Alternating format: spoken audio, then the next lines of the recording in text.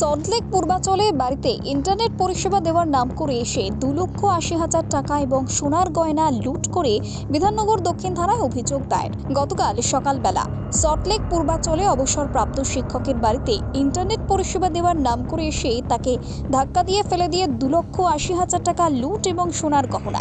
বৃদ্ধাকে ধাক্কা দিয়ে ফেলে দিলে পরে সে অচৈতন্য হয়ে পড়ে। সেই সুযোগটাই লুটপাট করে পালিয়ে যায় দুই যুবক। পরবর্তীতে বিধাননগর দক্ষিণ থানায় অভিযোগ দায়ের হয়। ইতিমধ্যেই পুলিশ তদন্ত শুরু করেছে। গতকাল সকালবেলায় ফোন করলো, ফোন নাম্বারটা আমি পাচ্ছি না কেন, যে আমার ফোনে তো সেট করা, ফোনটা তো নিয়ে চলে গেছে। তা বলছে যে আমরা ইন্টারনেটটা দেখতে আসছি। যেই বলেছে আমি ওকে চেনা আমি ওকে দরজা খুলে দিয়েছি। তার পেছু পেছু আর একটা লোক এসেছে, দিয়ে ইন্টারনেটটা খুললো, খুলে বলছে এখান থেকে তো না, ওই ঘরে চলে গেল।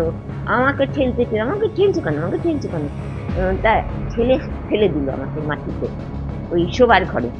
দিয়ে একজন গলাটা চিপে ধরলো, ওই যে ছেলেটা এসছে, আর একজন এখানে ইঞ্জেকশন দিল। দিতে আমি অজ্ঞান হয়ে গেলাম।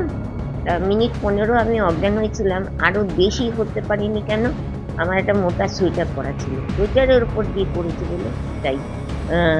তা এইগুলো জোর করে করে খুলে নিল। 3.5 লাখ মতো।